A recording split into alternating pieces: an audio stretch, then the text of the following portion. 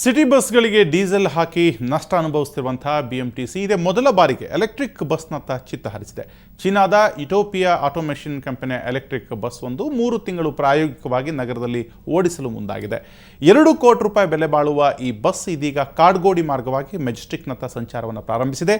ಈ ಬಸ್ನ ವಿಶೇಷತೆಗಳನ್ನು ನಮ್ಮ ಪ್ರತಿನಿಧಿ ನಂದಿನಿ ವಿವರಿಸಿದ್ದಾರೆ. ಬಿಎಂಟಿಸಿ ಇವತ್ತು ಹೊಸ ಮೈಲುಗಲ್ಲಿಗೆ ಕಾಲಿಟ್ಟಿದೆ. ಇವತ್ತು ದೇಶದ ಪ್ರಥಮ ವಿದ್ಯುತ್ ಚಾಲಿತ ವಾಹನ ಇನಾಗ್ರೇಷನ್ ಆಗಿದೆ. ಹಾಗಾದರೆ ಇದರ ವಿಶೇಷ ಲಕ್ಷಣಗಳೇನು ಅಂತ ನೋಡ್ಕೊಂಬರೋಣ ನನ್ನ ಜೊತೆ ಬನ್ನಿ. ಓಲ್ವೋ ಬೆಂಗಳೂರಿಗೇನು ಹೊಸದಲ್ಲ, ಓಲ್ವೋ ಮೇಲ್ಮೈಯನ್ನೇ ಈ ಬಸ್ಸು ಸಹ ಹೊಂದಿದೆ. 100% ಎಲೆಕ್ಟ್ರಿಕಲ್ ಬಸ್ ಇದು. ಸುಮಾರು ಒಂದು ಸಲ ಬ್ಯಾಟ್ರಿ ಮಾಡಿದ್ರೆ ನೀವು ಇದು 120 ಕಿಲೋಮೀಟರ್ ಸಂಚಾರ ಮಾಡುತ್ತೆ ಅನ್ನುವಂತಹ ಮಾಹಿತಿ ಇದೆ.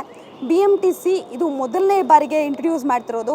ಯುಟೋಪಿಯಾ ಅನ್ನೋ ಒಂದು ಕಂಪನಿ, ವಿದೇಶಿ ಕಂಪನಿ ಈ ಬಸ್ನ ಮ್ಯಾನುಫ್ಯಾಕ್ಚರ್ ಮಾಡಿದೆ. ಈ ಬಸ್ನ ಹೊರಮೈ ಮೇಲೆ ನೀವು ನೋಡ್ತಿರಬಹುದು. ಈ ಬಸ್ನ ಕಲರ್ ಆರೆಂಜ್, ವೈಟ್ ಹಾಗೂ ಬ್ಲ್ಯಾಕ್ ಕಲರ್ನ ಮಿಕ್ಸನ್ನು ಹೊಂದಿದೆ. ಈ ಬಸ್ ಸಾಕಷ್ಟು ಕುತೂಹಲವನ್ನು ಕೆರಳಿಸಿತ್ತು. ಸಾಮಾನ್ಯವಾಗಿ ಡೀಸೆಲ್ ಬೆಲೆ ಏರಿಕೆಗೋಸ್ಕರ ಬಿಎಂಟಿಸಿ ಸಾಕಷ್ಟು ಬಾರಿ ಟಿಕೆಟ್ ಪ್ರಯಾಣ ದರವನ್ನು ಏರಿಕೆ ಮಾಡಿತ್ತು.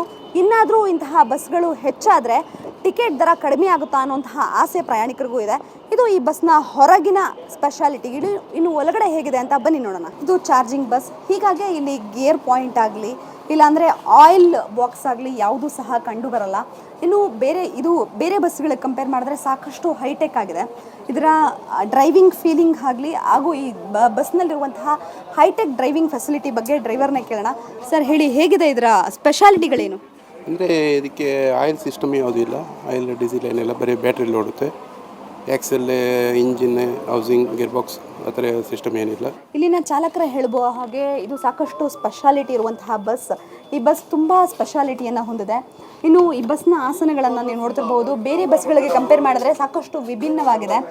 ಬಲಭಾಗ ಹಾಗೂ ಎಡಭಾಗದಲ್ಲಿ ಹ್ಯಾಂಡಿಕ್ಯಾಪ್ಗಳಿಗೋಸ್ಕರನೇ ಆಸನ ವ್ಯವಸ್ಥೆಗಳನ್ನು ಮಾಡಿಕೊಡಲಾಗಿದೆ. ಈ ಬಸ್ನಲ್ಲಿ ಫೆಸ್ಟೇಡ್ಗಾಗಿಯೇ ಸಪ್ರೇಟ್ ಆಗಿರುವಂತಹ ಒಂದು ಫೆಸಿಲಿಟಿಯನ್ನು ಮಾಡಿಕೊಟ್ಟಿದ್ದಾರೆ. ಈ ಬಸ್ನಲ್ಲಿ 3 CC ಕ್ಯಾಮ್ರಾಗಳನ್ನು ಅಳವಡಿಕೆ ಮಾಡಿದ್ದಾರೆ. ಇಲ್ಲಿರುವಂತಹ 2 ಎಮರ್ಜೆನ್ಸಿ ಡೋರ್ಗಳನ್ನು ಸಹ ಇಲ್ಲಿ ಫಿಟ್ ಮಾಡಲಾಗಿದೆ. ಹೀಗೆ ಹಲವು ವಿಶೇಷತೆಗಳನ್ನು ಹೊಂದಿರುವಂತಹ ಈ ಬಿಎಂಟಿಸಿ ಬಸ್ ಬರೋಬ್ಬರಿ ಈ ಎಲೆಕ್ಟ್ರಾನಿಕ್ ಬಸ್ ಬರೋಬ್ಬರಿ ಸುಮಾರು 30ರಿಂದ 40 ಆಸನಗಳನ್ನು ಹೊಂದಿದೆ.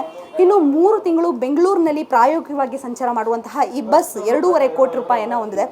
ಈ ಬಸ್ನ ಪರ್ಫಾರ್ಮೆನ್ಸ್ನ ನೋಡಿ ಬಿಎಂಟಿಸಿ ಮತ್ತಷ್ಟು ಬಸ್ಗಳನ್ನು ತಗೋಬೇಕಾ ಬೇಡವಾ ಅಂತ ಮುಂದಿನ ದಿನಗಳಲ್ಲಿ ತೀರ್ಮಾನ ಮಾಡಲಿದೆ. ಬೆಂಗಳೂರಿನಿಂದ ಕ್ಯಾಮರಾ ಪರ್ಸನ್ ವಿನೋದ್ ಜೊತೆ ನಂದಿನಿ, ಸುವರ್ಣ ನ್ಯೂಸ್.